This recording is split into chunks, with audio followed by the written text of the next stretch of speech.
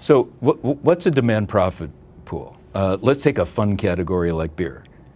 A demand profit pool is a group or a cluster of consumers, all of whom have the same demand for a type of product. So in the beer business, there are people who would like to experiment. In the beer business, there are people who are loyal to a particular kind of beer. In the beer business, there are people who aspire, which means that when they go out, they want a beer that's kind of a badge. Well, in the beer business, what Anheuser-Busch found, and what we write about in the book, is the demand profit pool that wanted a sweeter type of beer.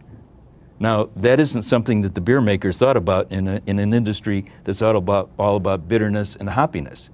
But when Anheuser-Busch uncovered the demand profit pool that wanted some of their beer to be sweeter, they invented Bud Light Lime, which has turned out to be the fastest growing beer in the last 30 years. That's the discovery of a new demand profit pool. My favorite example, not because of any particular work that I did for them, but because of my own experience with them, is Apple.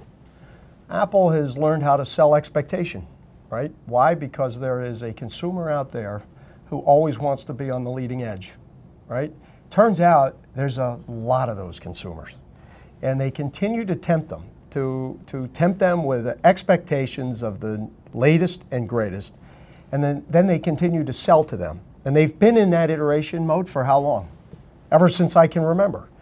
And we all know they sell at enormous premiums to all the competing laptops, to all the competing technologies. All their lines sell at enormous premiums. And yet they have this incredible experience because they've satisfied that notion of expectation, and they keep satisfying it. I can't think of a more demand-driven company. Can't think of one. So in the world of technology, there are lots of demand profit pools. There's those people who want the low cost. There are those people who want the most modern, the most up-to-date, the one that says the most about them, and that's Apple. That's a different demand profit pool than are served by the other people with whom they compete.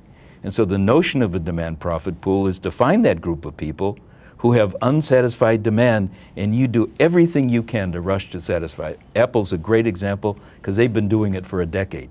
One of the best examples of demand profit pools is in the dog food business.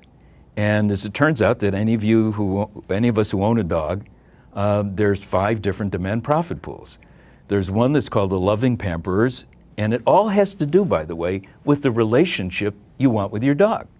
So there are the loving pamperers, and those are people who think of their dog as a child, carry pictures around with them, and they will spend as much as is necessary, virtually unlimited, to make their dog love them. There are 3 kinds of family dogs.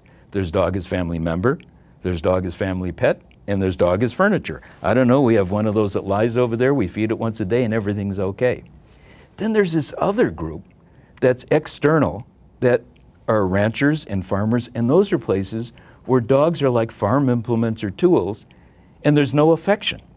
So depending upon the nature of your manufacturing facilities in your supply chain, you as a dog food manufacturer are going to choose one or more of those demand profit pools to focus on.